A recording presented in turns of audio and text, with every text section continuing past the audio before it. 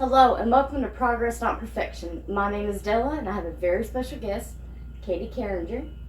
Hi. Did I say that right? Yes. Okay, good. I was worried about it. I want to make you completely aware this will be televised on KCM as well as my YouTube channel. I'm cool with it. You're cool with it? Yes, I consent. Hey. Alright, well I have to ask, where are you from originally? I'm from right here in Knoxville. Are you Alvon? Alvon, born at UT Hospital. Thank you. No problem. Yes. So let's get into your story a little bit. Well, first, I don't know what I want to ask first. I'm trying to change things up a little bit. But I'm kind of a special case. So where did your addiction begin? How old were you when you first started experimenting? So I have, first I want to tell you this because it's such a big part. I have complex PTSD, but I did not know that until I was like 19 years old. So when I had a child, I have sexual abuse, physical abuse, verbal abuse, all that is a part of my story, a part of my childhood. And around the time, because everyone that I was around, like, I've never saw anyone overcome addiction or overcome mental health issues. Like, it was always like, smoke this, drink this, take this, and just let it ride. This is how life is. Right. And so everyone that was around me was using something, drinking, smoking, whatever.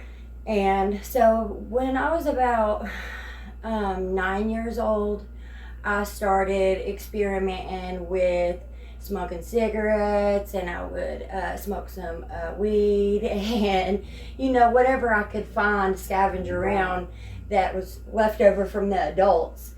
And then when I was in 6th grade, I was smoking weed on a regular basis, definitely partying every weekend, and by the time I was in 8th grade, I would say I was completely dependent on pot. Like, I would not go to school, I wouldn't function, because I didn't know what was wrong with me, man. I was so uncomfortable in my body. Like, I could not stand the way that I felt all the time. And I always felt like I didn't belong, like I was different than everyone else, and I just couldn't get comfortable in my skin. And whenever I used, it made me feel like I could be okay to be a person. Right. And interact and go to school and participate in life. Other than that, I would say I was pretty depressed. I didn't have like a lot of cool hobbies. Like, I wasn't into cheerleading or basketball or any of that. I wasn't one of those kids. Yeah, I was a total loner, outcast. I was cool with everybody, but I was very, very low key. I was very, very alone. Yeah. So that's when it started, was around high school, and so my dad passed away suddenly from a massive heart attack when I was 17 years old. I'm very sorry to hear that. Thank you. And that's a big part of my trauma. But gratefully, with therapy and everything that I've worked through in recovery, like, I'm okay with it now. Like, I can live with it, but I couldn't live with it for so long. But I had also just had my daughter when I was 17. So I had my daughter in November, and then my dad passed away 2 days after Christmas. And so I was using the same substances, but I was so miserable. And every time I would cry, like, my mom would give me a pill. Yeah. Calm down. Here, take this. Just take this, don't cry. And it did help me. You know what I mean? Yeah. Because I was freaking out. But like benzos or yeah. Okay. Definitely benzos, but because my mom has mental health stuff too. Right. And she was just doing the best she could, man. She was just trying to help me the only way that she knew how. Like, I take this medicine when I'm freaking out and it helps me, so here, take it, you know? Yeah. Like I said, I never had any kind of appropriate coping skills around me. And so when my dad died, I just started getting heavily more into stuff. Like, I can remember, like, seeking. Yeah. You know what I mean? Like that part where I was, like, hungry for something to make me okay. But I didn't really, like, get fully into anything other than just still smoking. And I would take, you know, pills here and there, but it wasn't anything like I needed them on a daily basis. So after I had my second daughter, I went into really deep postpartum, and that's when I started really knowing that, like, something was not okay with me, like, mentally. Yeah. When they were checking us out of the hospital, I, like, panicked, and I was like, no, I can't go, it's too soon, because me and their dad were not really in good shape, you know, financially, nothing. Like, we were staying with either his mother or my mother. We were kids, man. I was, you know, 19 years old. Yeah. And I have 2 babies. And so I started finding out a lot of stuff, you know, that he had been cheating on me, that he was doing hard drugs. And it was a really, really scary time. And a lot of things happened, but so we go home, and that day I was like, on the way home, I was like, we need to get my meds because I'm hurting, right? So they're giving me pain meds, Right. and my child's father took the car. He took me to his mother's house, and what he was doing was he was going to buy crack. Okay, he was trying to figure out a way so he could go buy crack. He was smoking crack in the bathroom probably while I was having my daughter. Yeah. He was not there. It was just like when I actually had her, my mom was the only one there, because he was running and ripping and trying to get more, you know. And so I found all of this out, but like I said, I was young and I didn't know what was going on. But he ended up getting arrested, like 2 streets over, for paraphernalia. And he tried to tell me that it was weed or whatever. And thankfully his mom was able to go get my car, bring it back. And, you know, I was just really, really, really struggling. I was not safe. There was all kinds of things going on that I didn't know about that were causing me harm, and that I had no control over. So my baby, I wouldn't let anybody hold her. Okay, I didn't eat, I didn't sleep, I didn't shower, I didn't do none of that. I was just holding her. I did not take her off my chest probably the whole first year of her life. She was right here with me, but I didn't want to hurt her or myself, but I was scared she was going to get hurt, if that makes sense. And like, I mean, it was bad. His mom really like saved me because she would like hold the baby while I was in the shower so I could see her right there while I'm showering. Like, it was that bad. Yeah. And I'm like, okay, this isn't normal, you know? And so I talked to the doctor. He told me when I freaked out at the hospital, he was like, you need to come see me, just come to my office, you know, tomorrow or the next day or something like that. And right away he put me on, you know, I think he put me on Prozac, and he gave me Xanax because I was having panic attacks. Right. I still have panic attacks. Oh, I do too. You know, my mental health is a huge part of my recovery. It's a huge part of my program, and I try and advocate as much as I can for that too, because there is a stigma on it, just like there is addiction. And for me, they go hand in hand, but I was still like trying to figure this shit out. But anyways, we were not well. I ended up getting on pain pills, strong pain pills, anything I could get.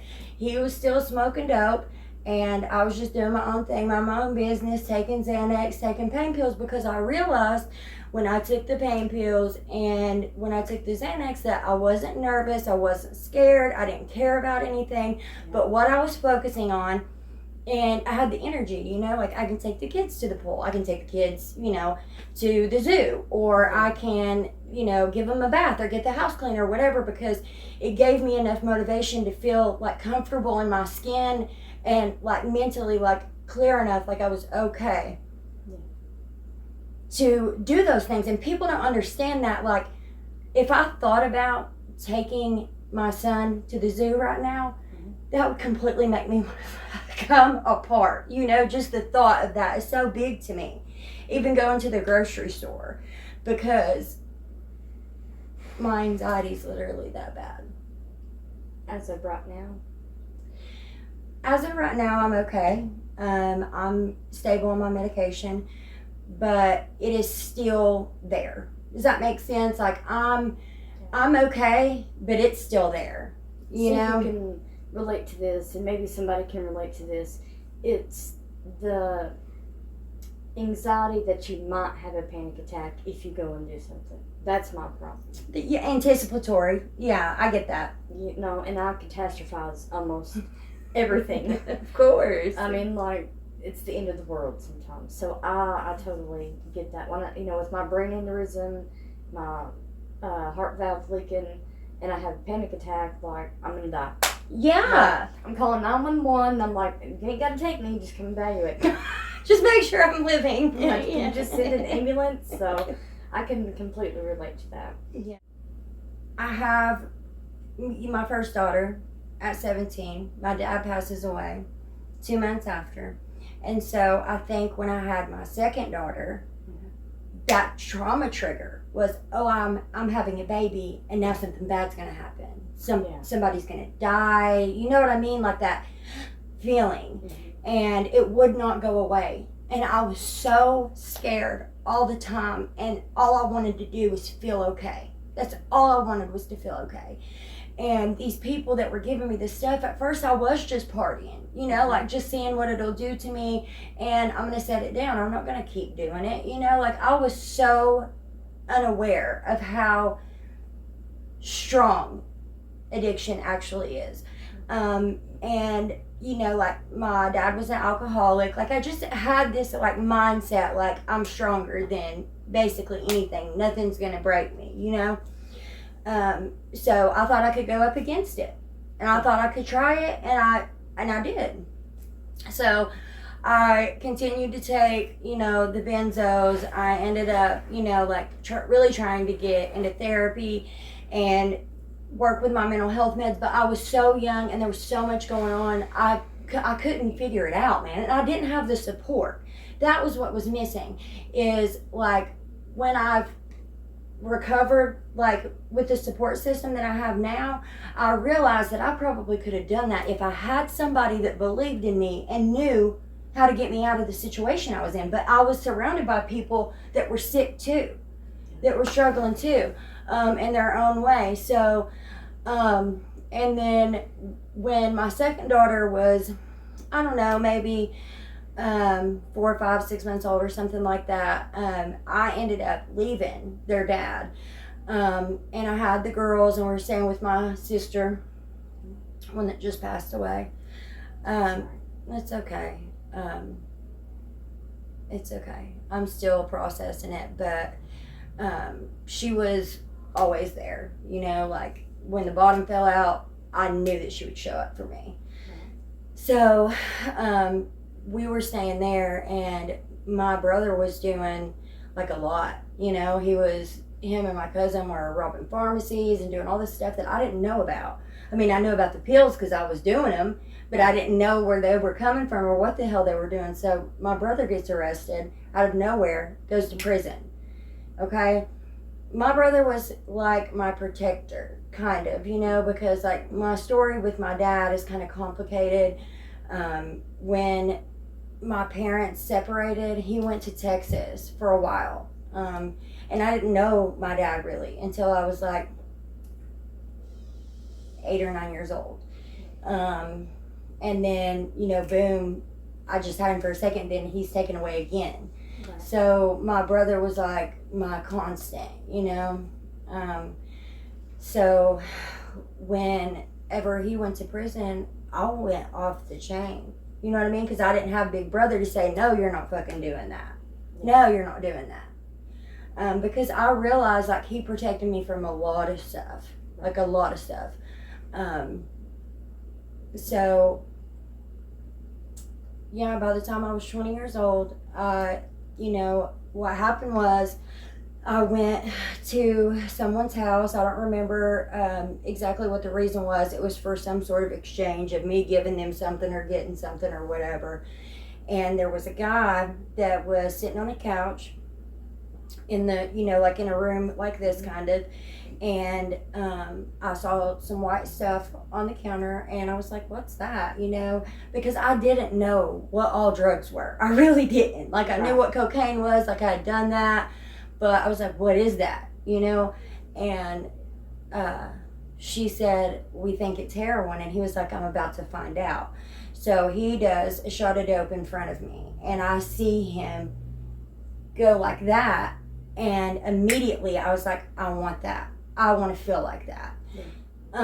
And when I did that, I couldn't stop. The first time was it, because it was like Jesus and all of his best angels came and swooped me up and held me and said, it's okay, Katie. It's okay. Everything is okay. You're safe. You're loved. You're good. You don't have to worry about nothing. And I found out later from my therapist that really is what happens, because opiates don't do anything for our pain. Did you know that? They don't do anything for our pain. No. What they do is they tell your brain that it doesn't hurt that bad. It just tells your brain, it's okay. It's not that bad. Yep. You know what I mean? Basically, that's what it does. Yep. That's really like it, and it took off from there. And my kids were with my mom or with their dad's mom, and I was running and ripping and tearing. I was finding ways and means to get more. The disease is progressive, so I went very quickly into getting a lot of charges, going in and out of jail, and I didn't once think, not once did I think, there's hope for me to not be like this anymore. I thought that I had to live like that, and that I had to die like that. That there was absolutely no way that I was going to get anything but, like, this is as good as it gets. You're either going to die like this, live like this, or you might go to prison for the rest of your life. I have the exact same mindset. Mentality. I've never heard you tell your whole story, but 80% of the story, like, did you watch my episode? No. I don't think I have watched it. Maybe clips. I don't know, because I feel like you're telling a lot of my story, because I started at the age, this is crazy. Like, somebody is speaking my story to me right now. So, I have to ask, so you mentioned something about disease. So, do you believe that addiction is a disease? Yes, I do, and I'll tell you why I accepted it that way.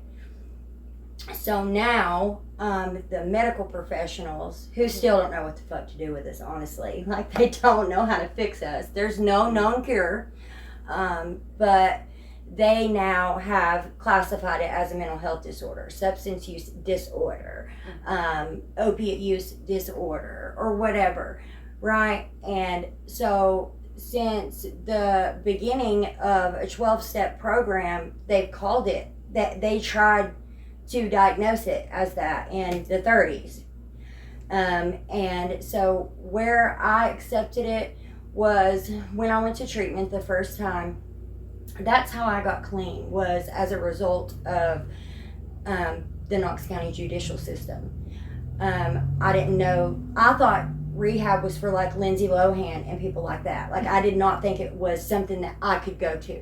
I really didn't. I knew that rehab was a thing, but I never ever thought in a million years that I was a candidate that would have that chance. I thought it was for people that had money or people that had people that gave a fuck about them. You know what I mean? Yeah. It's okay. You've already. She's already said fuck like 2 or 3 times, and she's asking me now. It's totally okay. Sorry, I'm trying my best. I feel like I'm being very eloquent compared to how I normally cuss. I know. Like I've heard you share at 12-step fellowship meetings before. This is not bad. You're fine. It's okay. So, anyways, I got in the mindset. I was like, okay, well, if I could have stopped, I wanted to a long time ago. I used when I didn't want to for a long time. I used praying for this shot to kill me. I wanted to die for a long time. And whenever I looked at it from the outside, as if I had a choice, I wouldn't have chose that. I would not have chose addiction for my life. I would not have chose to not have my children. I would not have chose to go to jail or not be able to live without a substance to keep me stable. Does that make sense? Like, right. Seeing it from, like, nobody would choose that. If it wasn't a disease, there's no way. So that's how I accepted it, was like, nobody would choose to have diabetes or cancer or whatever. Yeah. They can't help it. And I believe, that there are people that have the disease of addiction and they just haven't put any substances in their body yet, or they haven't at all. And they're, like it said, we vary in degrees of sickness and rates of recovery, even though we're all the same by nature, basically. So if I never used, I'm still going to be an addict, but once I put that substance in my body, I don't have a choice anymore. I have to have it because there's something that it feeds that nothing else can.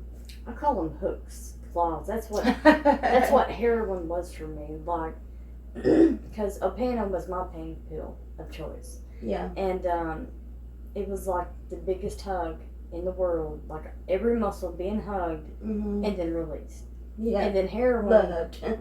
I don't know what heroin was doing, but heroin was doing it. Yeah, it does it for you, man. It'll do it for you. It really does. So I have to ask, do you have any pictures of you in active addiction that you might want to share? Oh yeah. Oh yeah. So there's some from. So like I said, I'm a special case. So I got into recovery in 2016. And the only thing I've really done right is I kept coming back. I never left seeking recovery. So before I found recovery, there's those mug shots, which are pretty nitty gritty. And then there are some from the overdose, and back in the day, when I'm on methadone and going to the methadone clinic in Georgia and going to get pills, Roxy's and Oxys and whatever I can in Florida and in Tennessee. Honey, you were doing the pipeline. Yeah, girl, yes. I was like, it's big. But yeah, I've got pictures of them. Well, do you care if I show a few? Go right ahead. Well, let's take a look at these nitty gritty photos and we'll be right back.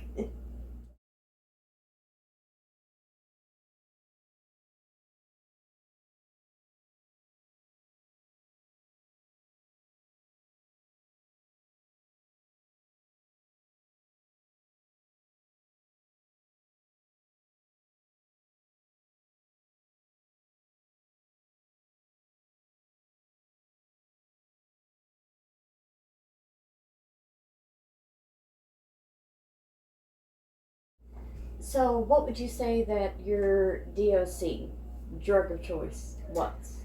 So, I am definitely primarily a heroin addict. That was and is the only thing that did it for me.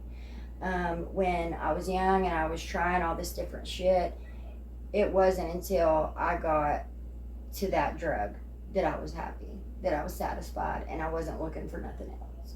You know what I mean? That hunger that I had, that I was searching for something, and I was trying all this different stuff. It started with the pain pills, but then when I found heroin, that was it. And after I got on heroin, I didn't take pills or do pills like that. They didn't do anything for me.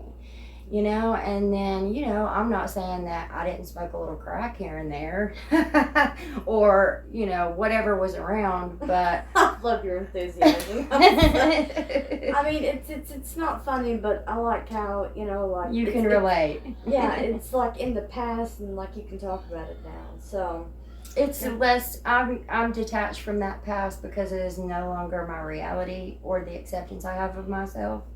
So I can talk about it and laugh about it now. And people that don't get it, and they're like, wow, you're talking about really traumatic, horrible things and laughing, you know, but it's because I have triumphed. Like, I've conquered and, like, been through so much. And there's been so many obstacles in everything. And I'm like, just talk about it like that one time I fell down, you know? That one time I fell down, I scraped my knee and I got back up. Yeah. You know? So now, aside from addiction, well, still goes with addiction, but what was your breaking point? What led you to recovery? Because I think you have a couple of relapses. Yes. What was your breaking point that led you to recovery the first? So, I used for about 8 years. I turned 24, 25, and 26 in jail. And if I wasn't in jail, I had warrants. I was always on the run. So, like, seeing my daughters, I could only be there for a little while, and they would be like, you know, I want to come with you or whatever. And not only did I not really have a safe place to take them to, but I couldn't take them with me because if we got stopped, I was on the run and they would get took, you know. And I couldn't stay at the house because they had that address and they're looking for me. You know, they see me, they're going to get me. And so I basically crawled into a hole. And I would basically just went into a motel room, basically, you know, wherever I could sleep, wherever I could lay my head. And all I was doing was trying to find a way to get more all the time. And the relief that came with it wasn't enough for the effort I had to put into getting it anymore. And I wasn't getting the relief that I had got initially. It worked for me as a coping mechanism, as a way to deal for a while, you know, because like I said, I realized there was something wrong with me. I just didn't know how to fix it. I'd never seen anybody fix it. And there was so much shame attached to it as well, and fear. So there was a deep level of denial with my mental health, and I would have rather been an addict than to admit my mental health. I would rather, it made me feel stronger to be like, well, I used, you know what I mean? So I'm not laying down crying and letting this shit break me. I'm just shooting a little dope, you know? Like, I mean, literally. Yeah. And so the breaking point that I got to was, I was so lonely. I was so sad and I was so lonely, and I would see people like going to work or playing with their kids or walking their dog or whatever, and they had a purpose, like, you know, and I would just sit there like, why did God put me here? Why am I here? To suffer like this? To be, you know, hungry and tired and dirty, just trying to get well. That was what it was. At the end of the road, I was at the bitter ends, jails, institutions, and death. And I couldn't get well. I couldn't get well. And if I did get well, 4 hours later, I was so sick. And I was doing so many things that were against my morals and values that it had eaten up my soul. I wasn't even a person anymore. I was a shell of a person. And this happened, and I told you I was pulling up shots of dope, praying for God to just take me out. Like, I don't want to live anymore. I'm not supposed to be here. I'm a piece of shit, you know? And so this was the pivotal moment that happened before, but like I always had a connection with my higher power.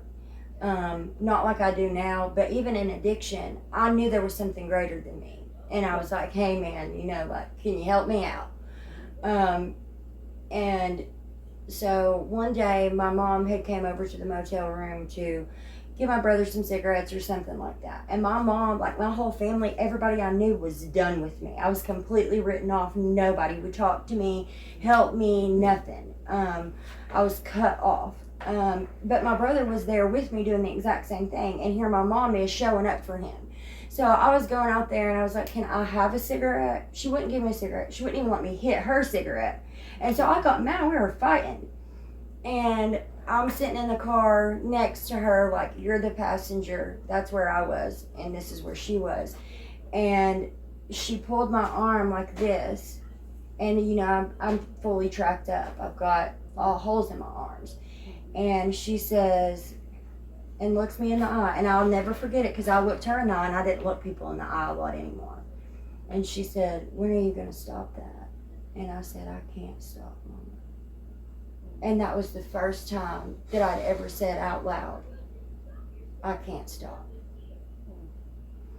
And I'll never forget that. And it was just a couple of days later that, God freed me from my addiction by putting handcuffs on me, and I ended up getting arrested, and I was like, maybe 25, 50 feet from my motel room. Like I was just about to get there and do my dope and lay down and do it again the next day, And so they pull us over. I try and say I'm somebody else. I get the birth year wrong. Like I get the birthday right, but tell them my birth year. Yeah, and I was like, you got me. Like I didn't even have it in me to fight anymore, Yeah. And when they put those handcuffs on me, I will never forget the relief I felt. Like, I don't have to do that anymore because they're not going to let me. And I'm sitting there and I'm handcuffed and they're pulling all this stuff out of my bag, searching my bag, and I see they put it on the hood of the car, and there's needles and there's cans with residue on it, and caps and pills and all this stuff, and I looked at it and I will never forget it. I looked at it and I was like, that's it. That is my life. That is all I have. I'm looking at what my life is. This is pathetic. This is all I've got. So I broke down when they, when they took me to jail, and I got in that cell. I didn't even want to get out. I didn't care. I didn't want to get out because I was so tired. And I said, God, if you want me to be here, I need you to help me. I don't know what's wrong and I don't know how to fix it, but I need you to help me. And I was facing 8 years. And I was like, I told my lawyer, I was like, y'all can keep me here however long you want to. I don't have anywhere else to go. I don't have anything else to do but go out there and kill myself. Or go out there and be miserable. Yeah. At least my family knows I'm safe here. And they can see me and speak to me, and I can be. That was my mindset. I was institutionalized. Like I was all the way down through there, dude. Yeah. And I told them. I told them. For the first time, I said, I need help. And they got me help, and they sent me to treatment. And it changed my life. And I have not been back to that life since then. I've had the relapses, but I was using in recovery, if that makes sense, because I was still going to meetings, I was still talking to my sponsor, I was still doing everything that I would have been doing. And what it was I could not, and would not be honest about my mental health. So I get into recovery, I get a year clean. Okay, I get the year clean, and no, it's the cat who's about to get some of your Dr. Okay. okay. Okay. Well, let's start again. So I never looked back, right? I go to treatment. H&I comes in. They introduce me to a 12-step program and tell me what to do when I leave there. So when I left there, I was at the house with my kids for about 4 hours. I'd talked to my probation officer who had given me another list of things that I had to do, or you're going to go to prison. And it just seemed so much, it was so undoable, you know. But I remembered what they said, to just go to a meeting and say, hey, I'm whoever and I'm an addict and I need help. So I went to that meeting and I said, hey, my name's Katie and I'm an addict and I need help. And they helped me. And within 2 days, I had my way paid to get into sober living. And I did really well there. I got a year clean. I got off probation. I did, you know, all that stuff. Everything that had me in bondage for years. It took me months to, just by doing the right thing and not using, to get it out of the way and get it taken care of. And I don't guess it really matters what it was, but I backed myself into a corner with my mental health. I had a job waiting tables and I have panic attacks, you know, and that was so hard on my mental health. I was working second shift, so I was getting to meetings, and I had my schedule set, so I had a routine, but I was getting in that funk where it was time for me to do something else, and I was scared to move forward, and I didn't want to be honest about it. I didn't want to say, like, I'm so depressed I don't want to get out of bed, or I don't want to live anymore in recovery, or I'm so nervous, like, I can't interact with anyone. And so my brain, you know, remembered what we did to fix that for a long time. And I just picked up my year clean, like a day or two before. And I used one time, well, not one time, but for one night. Right. And the next day, I attempted to, and well, I did use a little bit more, and I went into my job, and they knew that I was in recovery, and they had only known me clean for this whole year. You know, I'm working there, and I'm faded, like falling over and all that, and they were like, oh no, something's wrong. So they called all my people, everybody. They like were trying to take my keys and drive me home and all this stuff, and I showed my ass a little bit, you know, I did, but they loved me enough and respected me enough to know that. And that showed me that not only was I worthy and that I was somebody, but that there were people that understood me and cared about me, even at my weakest point, even in addiction. You know, even if they didn't understand addiction, they understood that this is a good person and something's happening and I need to help her. Yeah. And, you know, they let me keep my job, all of that. And I got right back on track. But my sponsor said, if you don't go to therapy, you have a lot of trauma, and I can help you, but there's some things that you need help with that I can't help you with.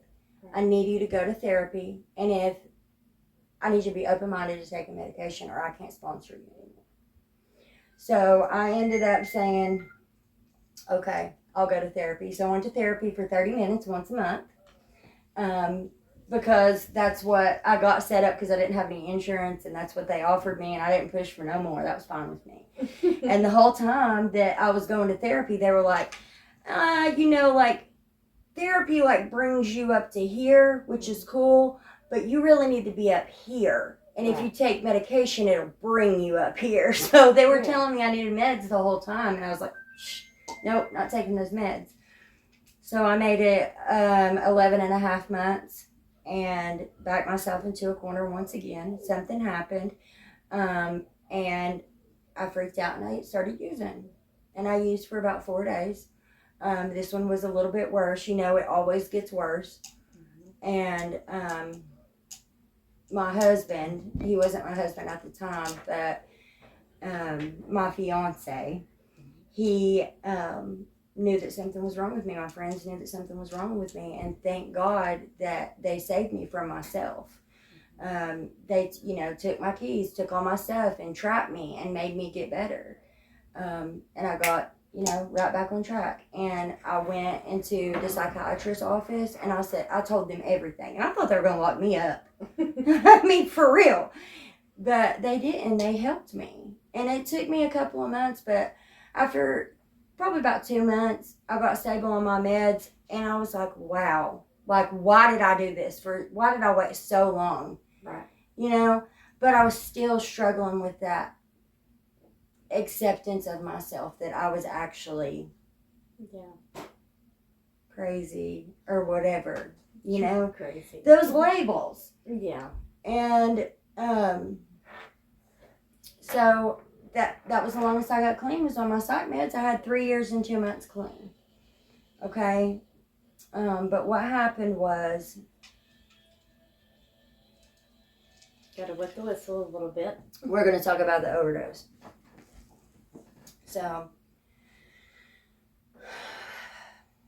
when I had just picked up 3 years clean, but before that, so my son was about 2 years old, and he was starting speech therapy and all this stuff, but I didn't know what was wrong with him, but I knew something was wrong. And we were still trying to, figure it out and get him tested. And I'm so unaware of all, I don't know what's going on. I don't know what I'm doing. And it was a lot. He was a lot, and it was a lot. And I was scared, because I'm like, I'm failing as a mother. I don't know what I'm doing. I don't know, this child's not communicating with me. I don't know that I just don't know what I'm doing. I'm failing because I don't know what I'm doing. Because I didn't know what was wrong, and I didn't know how to fix it. So there was that emotional pain, that fear, that insecurity, that stress, okay? Because, during COVID, I stopped working, and I stayed home, because this was in 2021. So we're just getting on the other side of COVID, and I'm still staying home because it was what was best for our family financially. It didn't make sense to put him in daycare, because it would have been what I made a week to pay for it, And I was trying to work with him, and I was having a rough go at it. And I ended up falling down the steps, breaking my tailbone, hurting my back really bad, and so there's physical pain on top of it. And I'm struggling with that, because it wasn't the thought of taking pain medicine that made me want to use. It was not taking pain medicine and being in pain that made me want to use it, made me want to self-medicate. You know what I mean? Like, I'm hurting, and I know how to fix this, by myself. And the doctors, I'll tell you what, the doctors, they really treated me bad. They really treated me bad, because there is a stigma on it, and they didn't, it is complicated to treat a recovering addict, but I'm coming in here, being forthcoming with you and telling you, hey, I'm in recovery so that you know how to take care of me. Mm-hmm. So why would you treat me like I'm coming in here and I want something from you? Yeah. Why would you treat me like I'm different? Like, it doesn't matter if I have the disease of addiction. It doesn't matter if I have substance use disorder. I'm still a human being, and my bones break just like yours. Yep. You know what I mean? And that really bothers me and irks me, because I'm completely honest too. That's the first thing. Well, I've just about messed up all my veins. So when I go to the hospital, or I call an ambulance, whatever, they're taking blood, I'm like, hey, I was a drug addict. I'm in recovery. I've got like one good vein. You know what I mean? I got one on me. I got one. I made sure I was a drug addict, hardcore, but you saved one. I saved one. I was like, well, I better leave him one. You know what I mean? Save one for hard times. Yeah, we'll just save that one. But then they treat you like complete shit. Like you're just trash. Yeah, but please continue. So, there's shame attached to that too, because I'm going and doing the right thing. I'm doing the right thing. I'm going like a normal person's supposed to a doctor and getting treated. But I'm not getting treated. I'm getting treated like shit, like I'm irrelevant and there's nothing we can do about it. When there is, like they didn't push to put me in physical therapy. Like there's other medications they could have used besides opiates. There are non-narcotic medications. There are non-opioid pain medications, and the manageability of it is, a little bit more complicated for us. But it could have been treated. But instead, I was like, okay, because my response to that was like, forget them. Like I don't need them. Forget it. I'm just gonna show them, show everybody how strong I am. And I've got this shame attached to it. So, and I'm angry and resentful, right? And then, just around this time, like I'm really like, it's like everything's hitting me all at once. And so, my daughter's dad, I have my 2 daughters with their father, and then I have my son with my husband now. So my 2 daughters, their dad, we never had made amends to each other. He continued to use, but he used substances that I never thought would kill him. But what we need to know about the disease is it doesn't matter what substance you choose to use, you are still a candidate for dying. Yeah. It still is going to kill you. Even if it's not something that you are injecting or whatever. People really think that. Yeah. That they think they're superior because they snort it and you shoot it, or they swallow it. You know what I mean? Yeah. And that's the thing. But the thing is like, you can still die, man. You're all subject to it. Yeah. I get the phone call from his mom that says he's dead, and I never thought that I would get that phone call. I never thought that I would get that phone call, and I don't know why. But I grabbed Noah up, my son, and I got in the car and I got over there as fast as I could, and like I'm praying the whole time, like, please help me. Please, in my own strength, I cannot do this. Please help me take care of my children. So I go over there. My oldest daughter's sitting there. My oldest daughter was there. He overdosed in the backyard and died in the backyard. Very sorry to hear that. It's a reality, man. It's a reality that, your kids can be inside playing and you use alone. And they find you. I don't know exactly who found him, but my daughter was there. She was there throughout the whole process of the ambulance and all of that. Yeah. And we were waiting on my youngest daughter to get there to tell her, because she was with a friend. And I'll just never forget that night. I'll never forget that night. And it broke me in, because their dad was my first kiss, my first everything, my first love, my first everything. And I had 2 children with him. Yeah. He was a huge part of my life for a long time. And whether or not I was in love with him anymore, which I wasn't, I didn't want him like that, but I cared about him because he gave me the best parts of him when he gave me my daughters. And I will always love him. And I will always love him for giving me my first experience with allowing somebody to love me, I guess. Because, like I said, I had all that abuse. So I was 16 years old before I kissed a boy.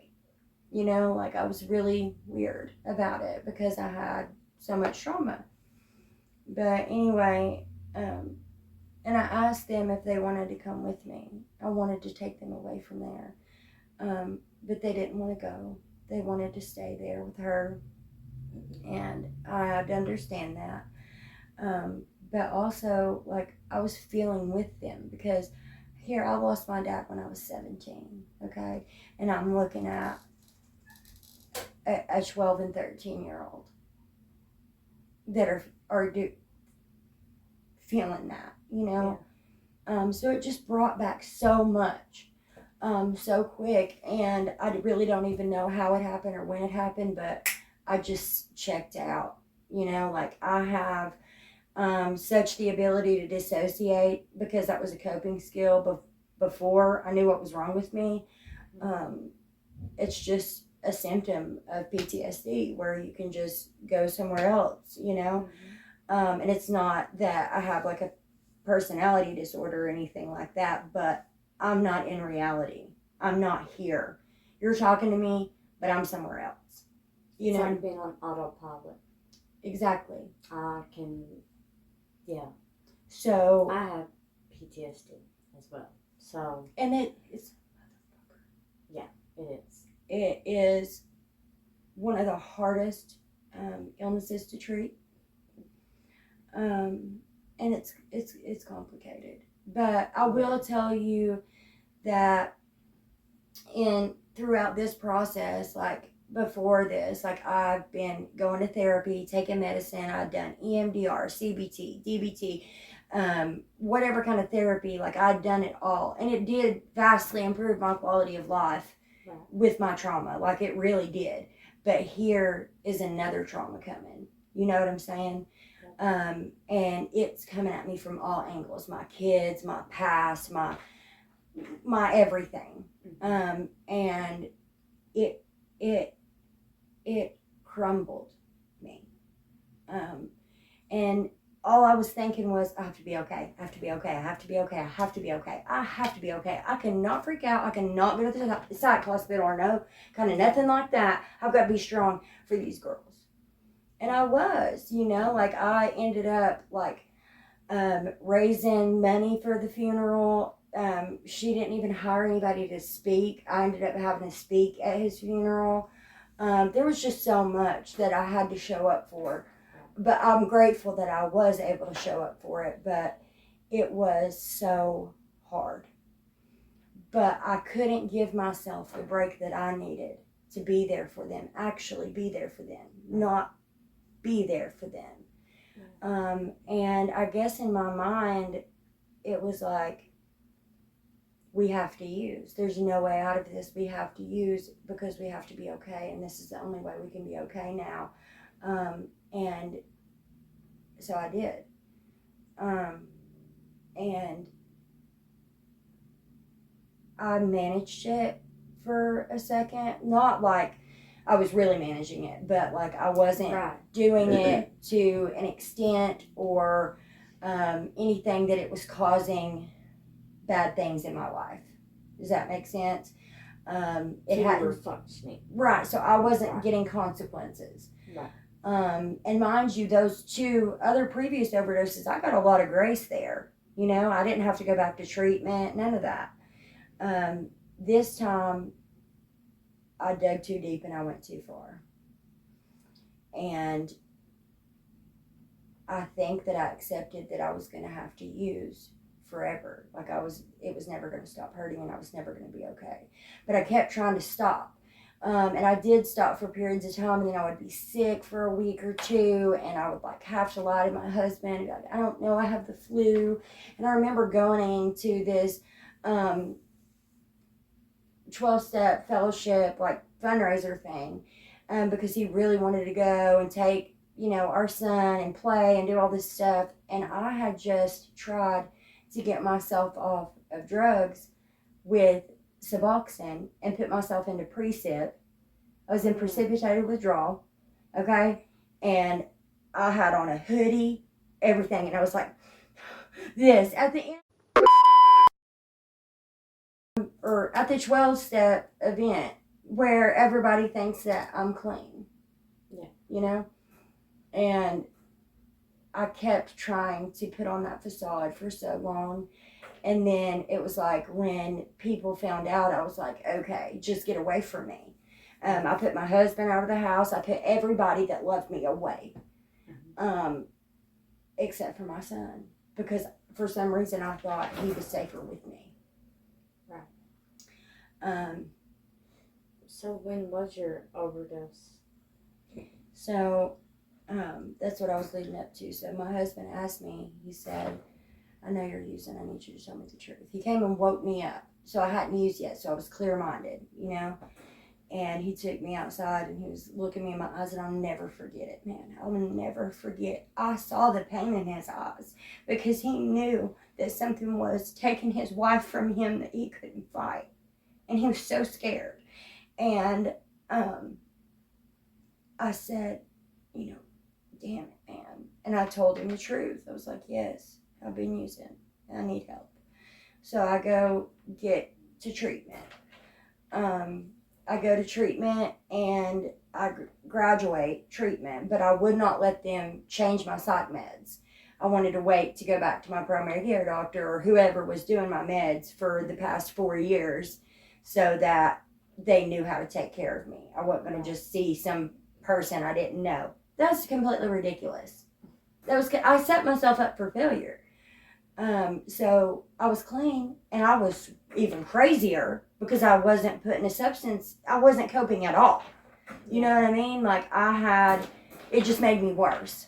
Yeah. And my husband loves me so much, and he was so dedicated. And I even messed up one time, and I told him, I was like, I messed up because I was trying to get my meds right. You know, I was going back and forth to 2 doctors for 3 weeks. Like I was going every single day for 3 weeks, at least 3 times a week to one doctor, and then every other day to the other doctor to try and get stable. And I could not get stable. And he was like, please just hold on. Like, you don't have to lie to me. Like, I know that you're having a hard time, but you know, we can get through this. Like, he never stopped believing in me. And I'm so grateful. I'm so grateful because I don't know if I would have had it in me to fight if I didn't have somebody telling me, you know, reminding me who I was every time I looked at him, because he only knew me clean. He never seen me like that. So I made it about 3 weeks, and I was suicidal. I wanted to die. I had used again, but I lied because I could not look him in the eye again and tell him that I couldn't stay clean.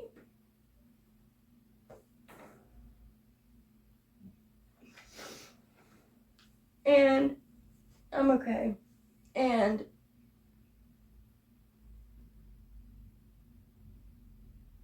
so he finds out, and he's angry, you know, and I'm so just not okay, Della. Like, I was just unstable, you know, like I was in fight or flight mode. I was not technically aggressive, but I was so sensitive that I would snap, like if you hit the right chord, you know what I mean? And I was so hypervigilant and just anxious, like I was at a 10 all the time. And couldn't sleep, none of that. And we had a fight that night, and he said some, you know, like really ugly things because he was hurting. I did too. But I tried to take my life that night. I took, you know, a whole bottle of blood pressure medicine, everything I had. I took it all. And I laid down next to him, and he could have woke up with me not being there. He could have woke up with his wife dead beside him. But for some reason, the God of my understanding said that's not how it's going to go. And I woke up. And when I woke up, I could not even really accept the reality that I was alive. You know, I was like, dang, you know, like, I really should not have woke up from that. Like, I took enough stuff where I was sure. And I didn't tell anybody I took anything. Yeah. You know, so if something happened, they wouldn't even know anything. Yeah. And I think he went to work or something. I don't remember exactly how it went down, but whenever he came home, we got into a fight. Because I give him my keys, my credit cards, every way or means that I could get something. I didn't want it. I wanted him to have it, so that not only could he trust me, but so that it would keep me from hurting myself, because I really didn't want to. You know what I mean? Like that. That's where I was trapped. That's where I know it's a disease, because I was fighting something, and it was making me do things I didn't want to do. To survive what I was experiencing. And so we had been in like a lot of fights, and in Anderson County, you know, a fly hits the wall and there's 6 cop cars on them, you know, like they are small town, whatever. And they had came many times and like made one of us leave or both of us leave or whatever, separated us. And so when they came, like, they weren't playing no games. They're like, somebody's going to jail. And they took him, and he had all the money, all the keys, everything. I didn't have nothing. And I'm hysterical. Noah's hysterical. You know, their dad's getting arrested. Like, it was horrible. And his dad was there on hospice. And when they arrest him, they go through his pockets and they find his truck keys. And they said, here you go, it's marital property. And had that cop not put those keys in my hand, everything would have been different. But he did. And so I hadn't had my meds that day. And I was like, I've got to get to my mom. I've got to get to somebody who can take care of me and help me take care of my son. And so I got in the truck, and I was like, if I can just get him in here and give him a blanket and some milk, he'll go right to sleep, because it was later at night. And he did. As soon as we got in the car, went straight to sleep. And he was okay. And I went to the pharmacy. There was some sort of discrepancy where they didn't have all my meds or any of them or whatever. I don't even remember. That's the other thing, too, is I've lost so much of my memory.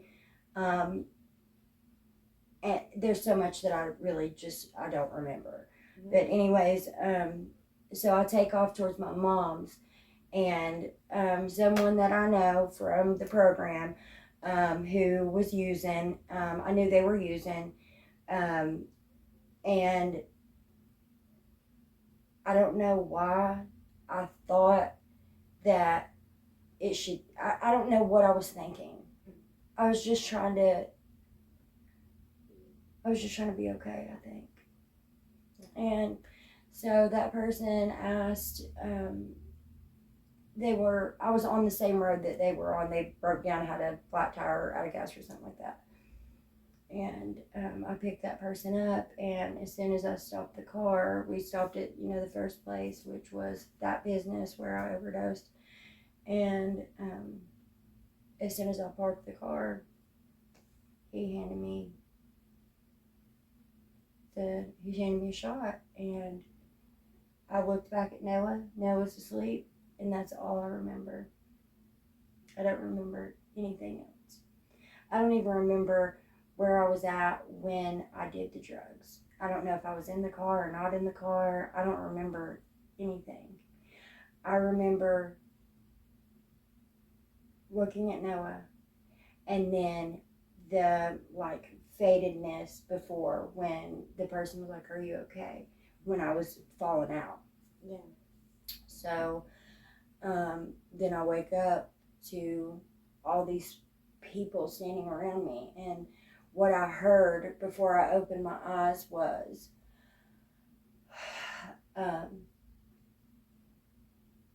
she's gone, it's time to call it. They were pulling off their gloves to go do the paperwork. I heard, it's time to call before. I mean, they'd been working on me for a while. So I'm laying in the parking lot. My son's in the car seat. After I watched the video, I feel a lot better because I got to see actually where he was and what was going on. And he was asleep, and they woke him up, you know, and he didn't know who they were, and he was scared and tired or whatever, but he was okay when my mom got him, you know, but he wasn't, you know what I mean? Like, he was like, what the hell, you know, like, my dad left, my mom left, like, what is going on? And that's something I don't think I can ever forget myself for.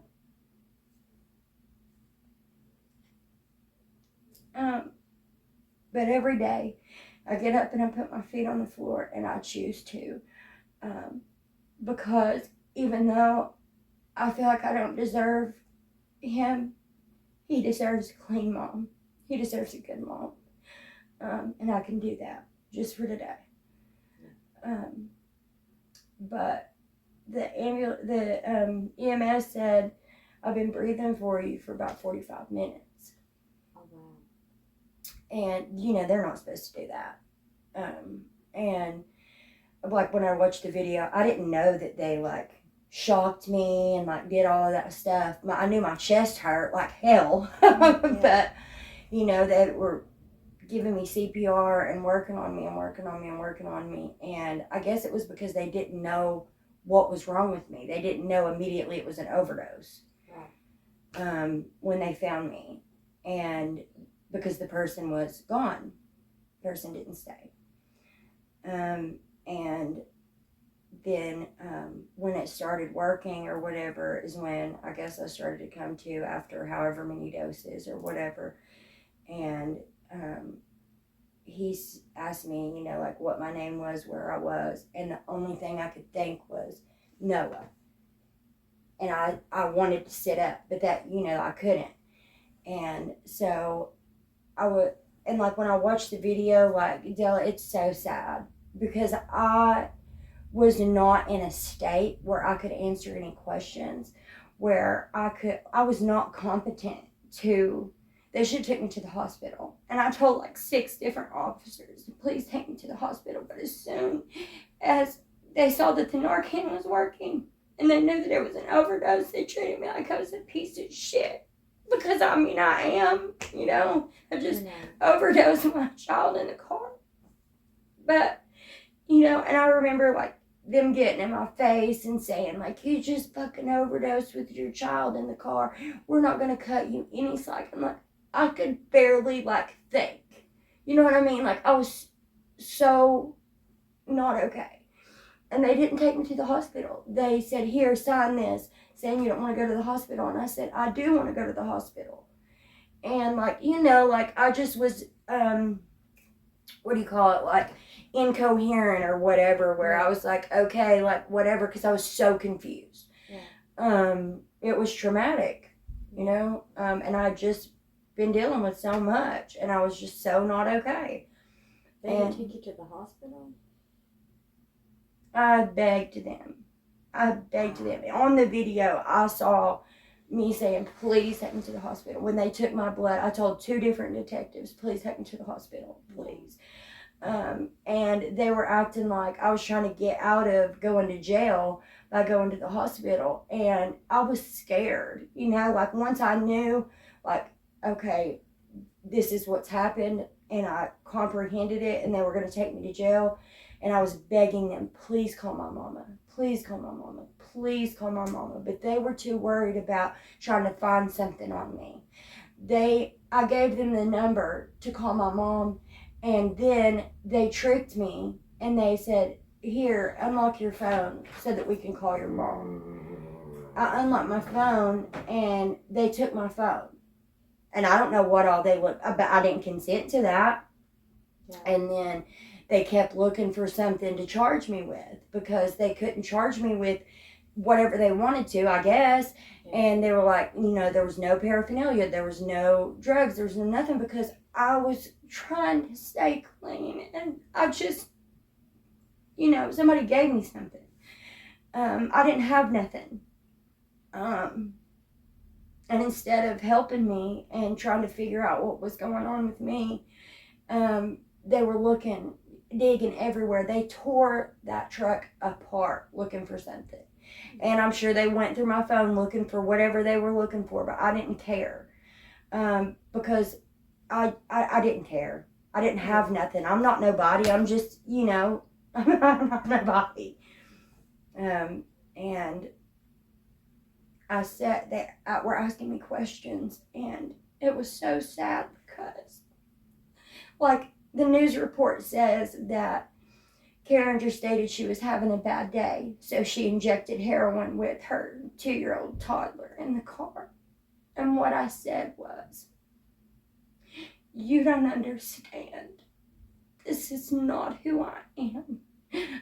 I'm in recovery. Like, I've been in recovery. Like, I'm KDC, like, I don't do this shit.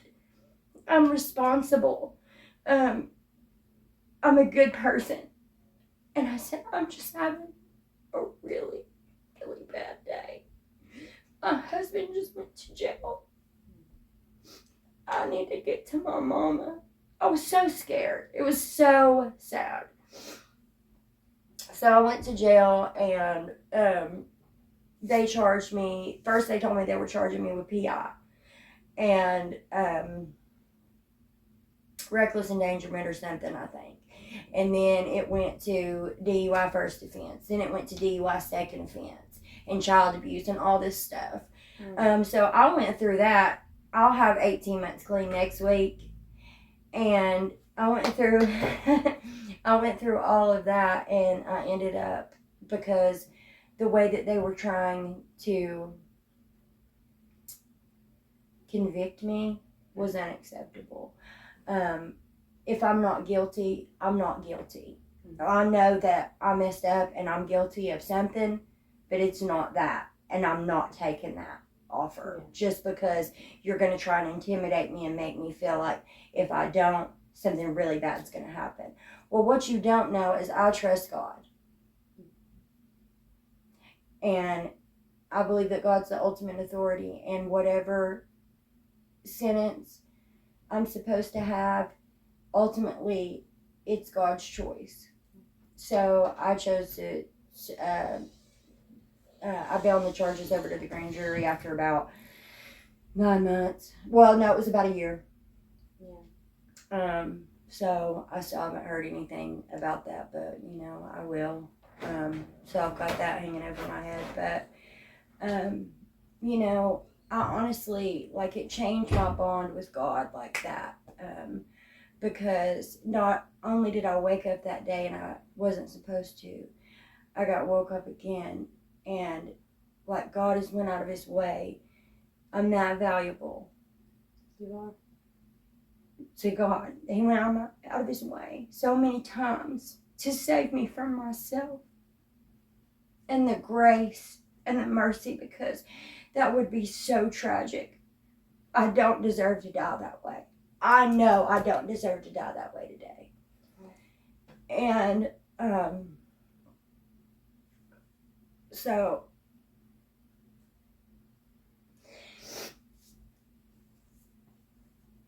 it changed everything. That overdose changed everything about me as a person and in my recovery. So as soon as they let me out of jail, I went to the psych hospital. No, I went to the regular hospital. My best friend from Nashville came straight, and she was like, I'm coming to get you. And I was like, I want to take a nap. I want to take a shower. She was like, I don't care. I'm coming to get you right now. And like, my mom came, and like, just because I couldn't go home, like, I had to stay away from my son. Anyways, so she came got me. I went to Vanderbilt, and then Vanderbilt had me transferred to Rolling Hills Hospital. They treated me like gold there. I love that hospital. The doctor that I had was 10 out of 10. He taught me about my brain. He taught me. When I got there, Della, I could not speak. I was in so much trauma, I couldn't even talk. You know what I mean? Like, what's your it? You know what I mean? Like, I could answer like a yes or no question, but I was so gone. I couldn't believe it. I couldn't believe I was alive. And then I didn't understand why. But then I went to long-term treatment, outpatient treatment. I was in treatment for about 5 months, and it took me about 6 months to get back home to my husband and my son. But I've been home with them for, it was a year last month. I've been home with them.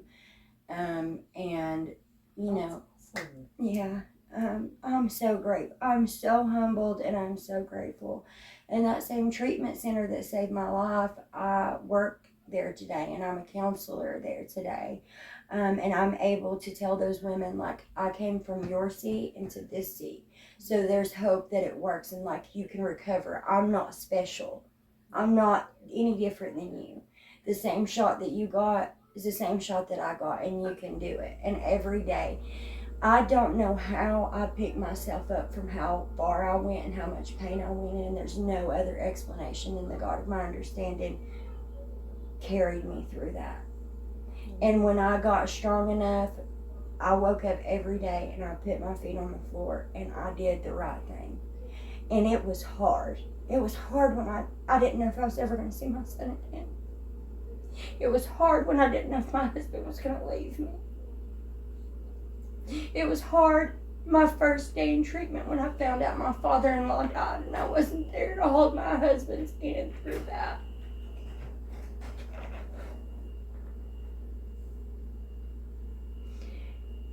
But I kept going. And I would not be here today if it wasn't for my spiritual connection, and that's just my experience. I will tell you that what I was searching for and that I thought I'd found in heroin is what my spiritual connection and that fulfillment is what I was really looking for. Knowing that I'm in the care of, knowing that I'm safe, knowing that I'm loved, knowing that I'm valuable, knowing that I'm accepted, knowing that I'm forgiven. All of that I find in the God of my understanding and the connection that I have, because I was so humiliated. Listen, you know how bad it hurt my family? I was on every news channel in the surrounding area. And the way that they portrayed it was so bad. It was. And I didn't deserve that, and my family didn't deserve that.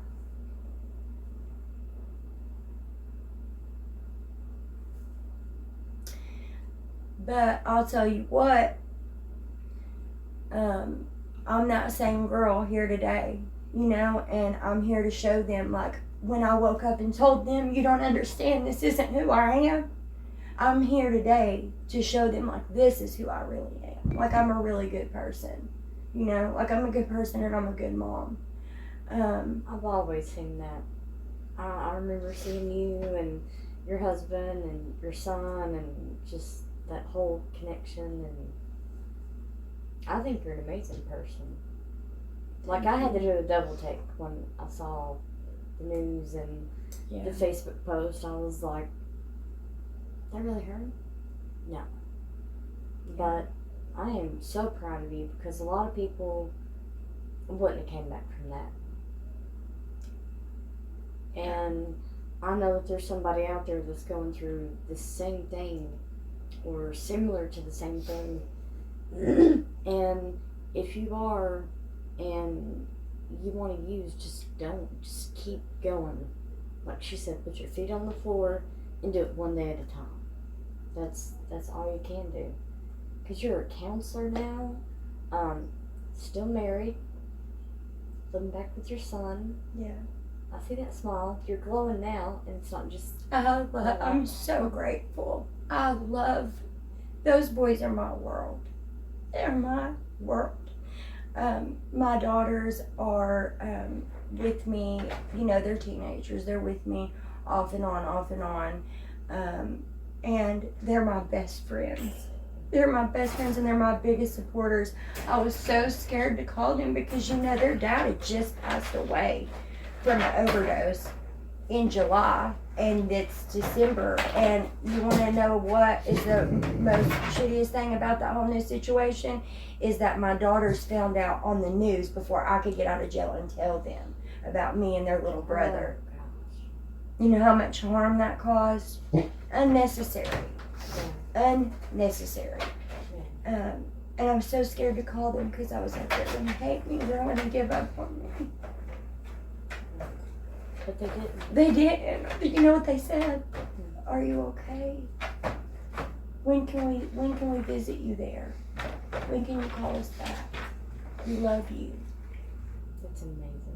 And they are my best friends. I love my job.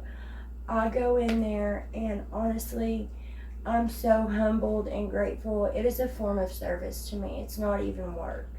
And it fills my spirit so much to walk in that building and know that I am living the message. I am giving the message every day just by walking and breathing and not using. Yeah. You know, and I know that my God, the God of my own understanding, my spirit is led, and I'm in purpose, you know, like I know that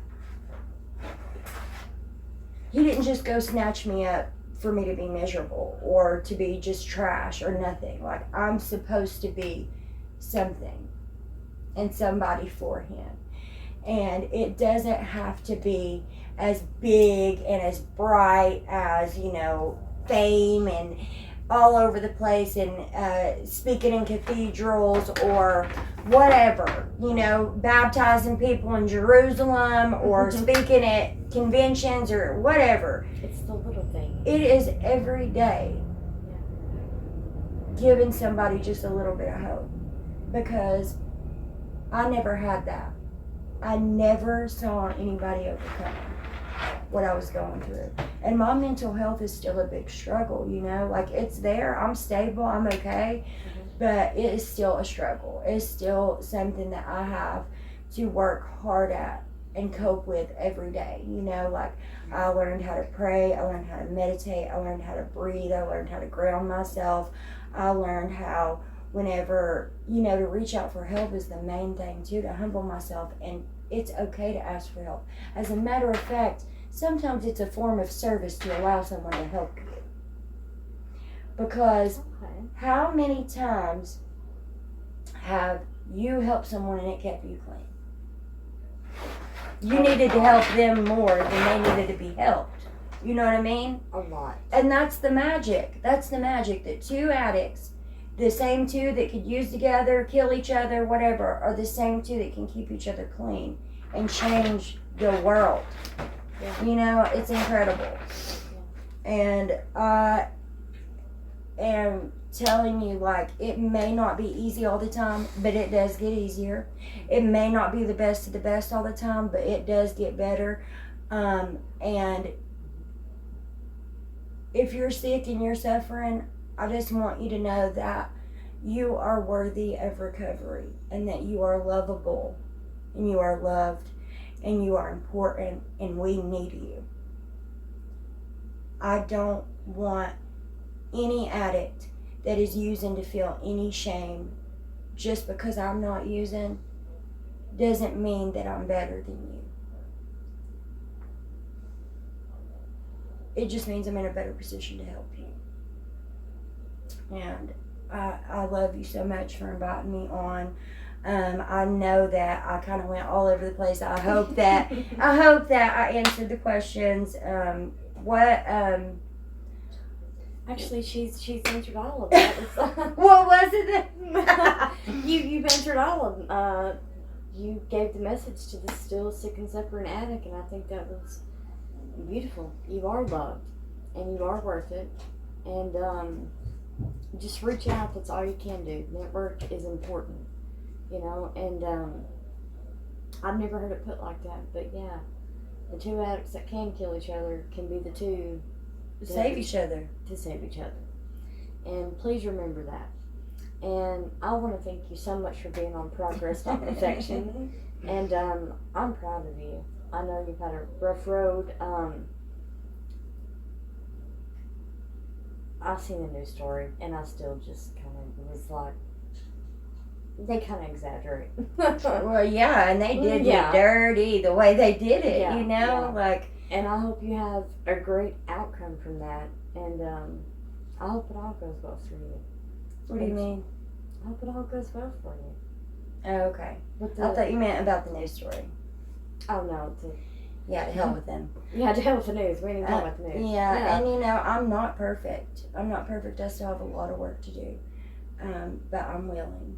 I'm teachable. I'm humble. I'm faithful. I'm grateful. And every day that I did not have to use and I get to experience that freedom is, I'm just so thankful that, and you know, we're all worthy of that reprieve. We're all worthy of that. And there's a way out, you know, like I never knew there was a way out. And I could tell my story a million times. And I could answer a million questions and still not have told you the whole story. There's a lot more to who I am and what I am than the things that we've talked about in this interview. Absolutely. But I know that every piece of me that I give away is supposed to be the piece that I give away. You know, I say what I need to say, and that's it. And if it didn't help anyone else, it helped me. Remember who I am, what I am, and that I really have done all of this. And I really do have a higher power that fucks with me tough and has rode with me through all of this, you know, and not left me. And that feels so good to be in the care of somebody that thinks that I'm that great. And I want you to know I'm proud of you, and I know that we have had a relationship in passing. Yeah. But I've gotten to know a lot about you through telling you about me. Yeah. And that's cool, man, too. That's the magic. Yeah. It's the therapeutic value. And my path to recovery is the 12 steps. I am a member of a 12-step fellowship, but that is not the only way. In whatever way that you find, you are supported and you are loved. I am not here to promote anything. I'm only here to share my experience and what has helped me. And I've seen other things help a lot of other people. Medication, support groups, therapy. There's all different kinds. Yeah, there's all different kinds. There's recovery dharma, there's smart recovery. There's so many different things, because if spirituality or higher power or God of your understanding isn't your thing, there's a thing for you. I promise you, there is a thing for you. I'm just telling you that this is the thing that was for me and that has got me here. And by the grace of God, if I, next week I'll have 18 months clean from that overdose. And, the 3 years behind that, before that overdose, and then the 11 and a half months behind that, and then the year behind that, I'll tell you what, since I've been working the program I'm working, I've had more days clean and a reprieve from using than I've had days that I was sick and suffering using clean. You know what I mean? Yeah. I've messed up a lot, but I've overcome a lot too. Yeah. And allowing people to love me and help me is a game changer. Because we can't do this alone, unfortunately. It's very, very, very true. I'm very proud of you, and I know the husband is blowing you up. Yeah, I it's think dinner that's why time. it is dinner time. Yeah. I'm hungry. It's on hot in my stomach, guys. Just saying. Yeah, me too. Well, thank you so much for being on Progress Not Perfection. And Overdose Awareness Day, I think I've said this before, it's August 31st. Yes, ma'am. World's Favorite Park, 5 to 9. I will have a booth. Will you be there? Yeah, so that's actually a part of my service commitment today. I get to be on honorably. It's such a privilege. Instead of being someone that's being honored, I'm on the side that is fighting for awareness and helping people. I'm on the Fentanyl Awareness Committee. We just had Fentanyl Awareness Day at Metro last month, and then I'm on the Overdose Awareness Committee Day, and it's so beautiful. It is. To- I was excited when I got my booth. When I paid for it, I Yes. was like, Please come out. Please Yes. come out and show your support. And even if you don't know what you're looking for or what's going on, please come and check us out. And there will be so many resources there. There will be so much hope there. And we're really proactive in our community with Narcan and harm reduction, needle exchange, condoms, whatever, to keep us safe. Because if the drugs don't kill you, the lifestyle will. Couldn't said it better than that. And you have to come by the booth and do a little podcast with me. Yeah, Check in with me. Anytime. So I will see you August 31st if I don't see you before then. So I think I'm gonna start calling you more because I really think she watched my episode and was just telling my story. But anyways, my name is Della. This is Katie Carringer, and this is Progress Not Perfection. We'll see you next time. Thanks. Bye. Bye.